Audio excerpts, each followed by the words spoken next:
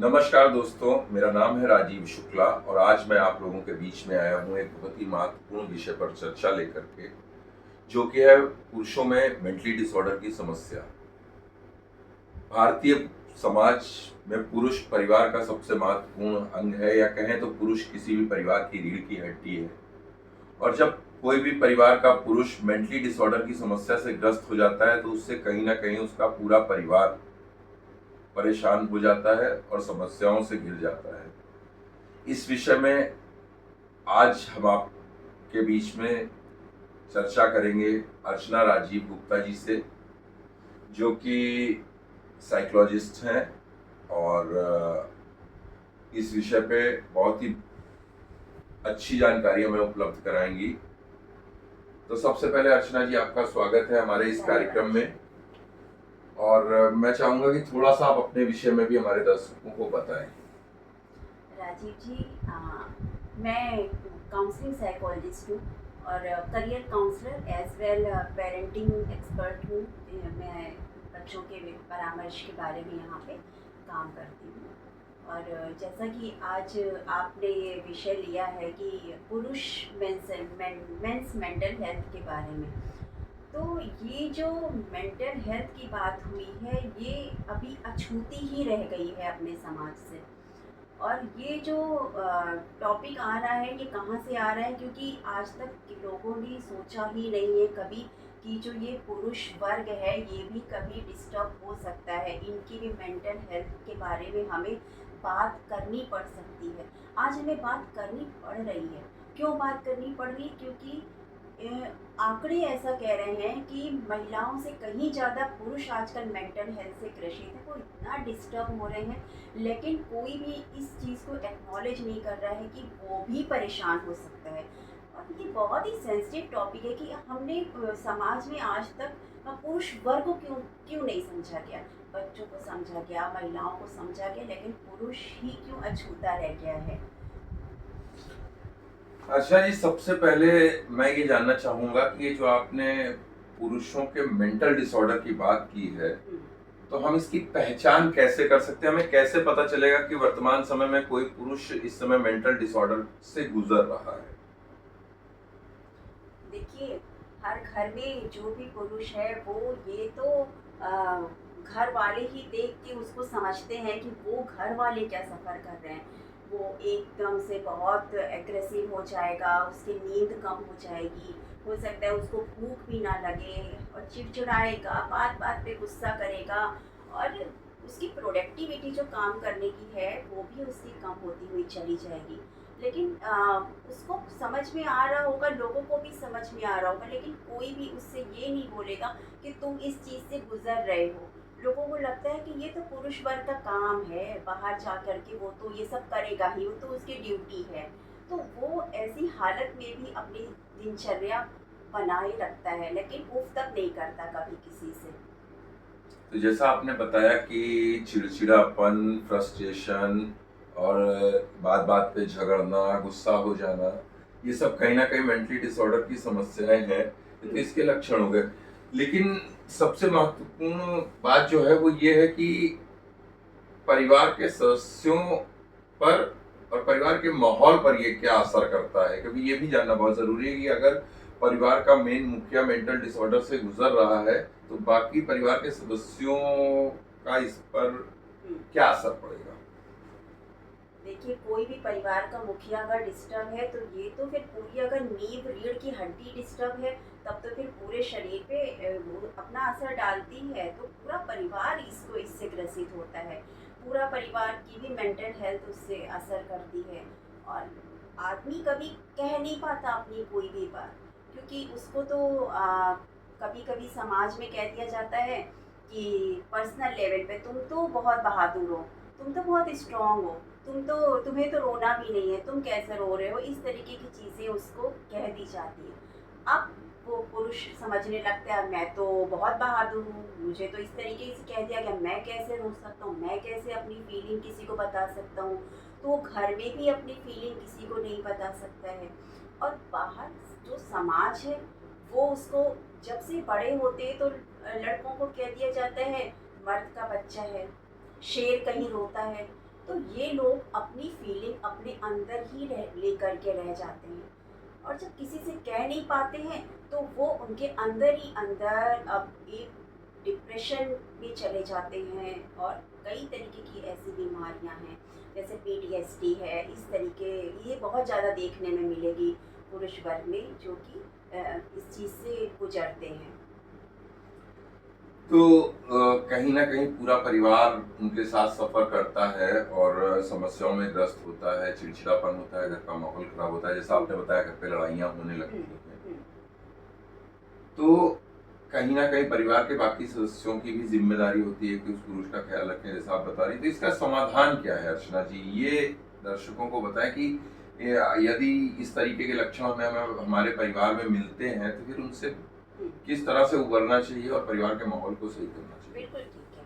देखिए परिवार, क्योंकि परिवार भी इससे बहुत ज़्यादा सफ़र कर रहा है। अगर हम इसके समाधान पे आते हैं तो समाधान तो देखिए सबसे पहले परिवार खुद एक्नॉलेज करे। जब तक ये वो लोग नहीं समझेंगे कि हमारे घर का आदमी भी किसी मेंटल हेल्थ से सफ़र कर रहा है, तो उसको वो लोग थोड़ा सा किसी की हेल्प के लिए भेजें।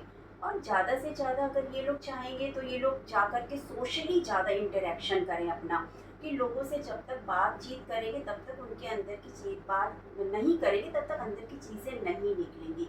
और नहीं निकलेंगी चीज़ें तो किसी दिन वो आउटबर्स्ट होकर उनका एक हो पाएगा, जो कि बहुत ही एग्रेसिव होता है। और जिसका सफ़र, जैसा कि अभी आपने पूछा कि परिवार पे क्या पड़ता है, तो परिवार का जो बच्चा बड़ा हो रहा होगा उस पर पड़ेगा, जिसकी अपब्रिंगिंग चल रही होगी घर में, एल्डर्स पे असर पड़ेगा, सबकी जीविका पे असर पड़ता है इसका। और ये भी हो सकता है कि ये जो मेंटल हेल्थ सफरिंग जो है, ये भी हो सकता है आगे चल के एडिक्शन का रूप ले ले। ये लोग अपना जाके अल्कोहलिक हो जाते हैं, क्योंकि किसी से अपनी बात शेयर नहीं कर सकते। और इन पे बहुत बड़ा टैग लगा होता है कि आप तो शेर के बच्चे हो, आप तो रो नहीं सकते हो, आप तो मर्द के बच्चे हो, मर्द को दर्द नहीं होता, मर्द को दर्द नहीं होता। इस तरीके की चीज को लेके जो ये झूठी जो स्टीरियोटाइप्स चीजें हैं, इसको लेकर के ये बड़े हो जाते हैं और ये अंदर से बहुत खोखले हो जाते हैं, क्योंकि समझ ही नहीं पाते कि मैं करूं क्या। फेस तो देखिए, फीलिंग तो देखिए राजीव जी, दोनों एक जैसी ही सब फील करते हैं, चाहे वो महिला हो या पुरुष हो। भावनाएं सबकी वैसी ही होती है। लेकिन आंकड़े आज के ये कह रहे हैं कि जो भी सुसाइडल है वो ज़्यादा से ज़्यादा पुरुष वर्ग की ही सुसाइडल रेट ज़्यादा आ रहे हैं, क्योंकि वो इतने, उनको कोई समझने वाला नहीं है। और बाहर अगर वो जाके किसी से हेल्प मांगते हैं तो मर्द को दर्द नहीं होता, तो वो इससे ग्रसित हैं। तो इसके लिए यही हो सकता है, जैसे आप समाधान की बात करें, कि वो जाके किसी की मदद ले, वो इंटरेक्ट करें, वो अपने आप को किसी न किसी कम्युनिटी से जोड़ के रखें। इस तरीके की चीज़ें जब वो करेंगे और तो फिर वो अपने आप को उबार पाएंगे वहाँ से। नहीं तो वो अपने अंदर वही भावनाएं रखेंगे। हाँ, एक पॉइंट और है, अपनी फीलिंग्स को, जो भी उनके अंदर हो रही है, जो भी भावनाएं उनके अंदर उठ रही हैं, उसको सबसे पहले तो खुद एक्नॉलेज करें कि हाँ, मैं इस चीज़ से डील कर रहा हूँ, मेरे अंदर ये दर्द है, ये परेशानी है। ये करते क्या है कि नहीं, सब ठीक है, सब ठीक है, मुझे कुछ भी तो नहीं हुआ है। किसी उनसे पूछा जाता है तो कुछ भी नहीं हुआ, सब ठीक है, क्योंकि वो खुद ही नहीं समझ पा रहे हैं कि उनको सफ़र क्या कर रहे हैं। जब उनको खुद एक्नॉलेज कर लेंगे अपनी फीलिंग को, तब वो उस पर काम करेंगे। लेकिन जब तक वो खुद ही डिनायल मोड पे रहेंगे, तब उस पर काम कैसे करेंगे। तो सबसे पहले राजीव जी, उनको अपने आप को ही एक्सेप्ट करना पड़ेगा, अपनी फीलिंग्स को समझना पड़ेगा। हाँ, मैं ये दर्द सह रहा हूँ, उसके बाद ही वो सीख कर बनेगा हेल्प के लिए। तो एक बात जो है, क्या मेंटली डिसऑर्डर से ग्रस्त पुरुष आत्महत्या तक कर सकते हैं? बिल्कुल कर सकते हैं राजीव जी। ये तो मैंने आपको बताया कि आंकड़े जैसा कहते हैं कि ये अपनी शेयरिंग किसी से नहीं कर पाते हैं। जब ये शेयरिंग नहीं कर पाते हैं तो इनकी अंदर ही अंदर अपनी बात को लेके घुटते रहते हैं। इनकी भी समस्या तो सबकी वही होती है, जैसी महिलाओं की होती है, इनकी भी समस्या होती है। ये दिन में कितने लोगों से मिलते हैं, तरह तरह के लोगों से मिलते हैं, कौन उनसे किस तरह से बात कर रहा है, कहाँ पे उनकी प्रोडक्टिविटी हो रही है। लेकिन घर आते हैं महिलाओं को तो वो वहाँ की टेंशन नहीं देते, वो तो खुद ही लेकर के रखते हैं अपने ऊपर।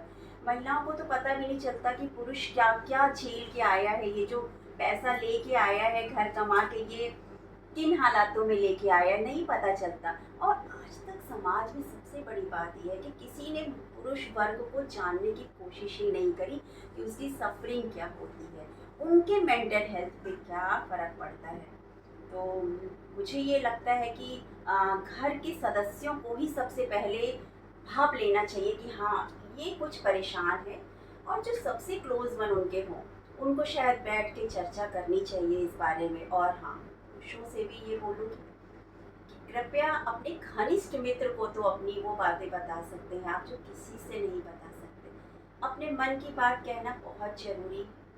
आप किसी प्रोफेशनल को बताते हैं तो आपको साइंटिफिक अप्रोचेस मिलेंगी, लेकिन वहाँ जब आप अपने किसी निकटतम व्यक्ति को भी बताएंगे ना चीज़ें, वहाँ से भी आप बहुत हल्के हो जाएंगे।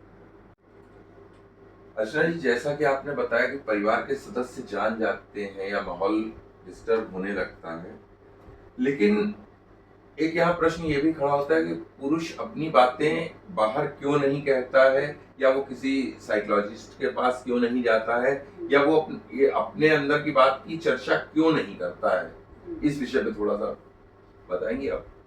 बिल्कुल राजीव जी, अगर देखा जाए तो काफ़ी परसेंटेज ऐसी है कि पुरुष वर्ग इसलिए नहीं आना चाहता क्योंकि वो खुद में इतनी शर्म करता है कि मैं किसी मेंटल रोग से ग्रसित हूँ। उसको ऐसा लगता है लोग क्या कहेंगे मेरे लिए, समाज क्या कहेगा मेरे लिए, कि मैं किसी साइकोलॉजिस्ट के पास जा रहा हूँ, मैं किसी साइकेट्रिस्ट के पास जा रहा हूँ जहाँ पे मुझे मेडिसिन लेनी पड़ रही है। तो जब वो इस तरीके से खुद ही इतना शर्म उसको आती है, जिस वजह से वो नहीं आ पाता है कि लोग कहेंगे कि ये आ रहा है काउंसलर के पास में, क्योंकि समाज ने इनको जो है पुरुष वर्ग को जो दर्जा दिया हुआ है आज तक वो एक अपसाइड का दिया हुआ है। तो कहीं ना कहीं एक जो ईगो प्रॉब्लम भी आ जाती है कि मैं कैसे जाऊं, मैं कैसे हेल्प सीख करूं। तो ये भी एक बहुत बड़ा इशू है जिस वजह से ये हम साइकोलॉजिस्ट के पास में नहीं आना चाहते हैं। तो देखिए, सबसे महत्वपूर्ण ये है कि आपको एक शर्म छोड़नी पड़ेगी और आपको खुद स्वस्थ रहना पड़ेगा, क्योंकि जब आप पुरुष वर्ग पूरी तरह से स्वस्थ होगा तो उसका परिवार स्वस्थ होगा, परिवार का माहौल स्वस्थ होगा और बच्चों का भविष्य भी इसी पे निर्धारित करेगा। तो शर्म हया छोड़ करके, यदि ऐसा लगता है कि ऐसी कोई समस्या है, तो तत्काल प्रभाव से आपको अपने परिवार में बात करनी चाहिए या किसी अच्छे साइकियाट्रिस्ट से बात करनी चाहिए। और यदि आपको लगता है कि इस विषय में आपको अर्चना जी की मदद चाहिए, तो आप अर्चना जी को डीएम करें, अर्चना जी जरूर आपकी मदद करेंगी। तो जैसा कि अभी अर्चना जी ने बताया कि मौके की नज़ाकत को भापें, और यदि आपको आपके आसपास या आपके परिवार में इस तरीके के कोई भी लक्षण, चिड़चिड़ापन, अचानक झगड़ालू हो जाना, उलझन करना या गुमसुम सा रहना महसूस होता है, तो उसको भाप कर उस विषय पे सोचें और सोचकर आगे बढ़ें। और अगर आपको लगता है कि इस संबंध में आपको अर्चना जी की सहायता चाहिए, तो आप इनके फेसबुक पेज पर इनको डायरेक्ट मैसेज डीएम भी कर सकते हैं, और इस बात का पूरा भरोसा है कि डीएम करने के बाद अर्चना जी आपकी पूरी तरह से सहायता करेंगी। धन्यवाद, और बहुत बहुत धन्यवाद अर्चना जी। नमस्कार।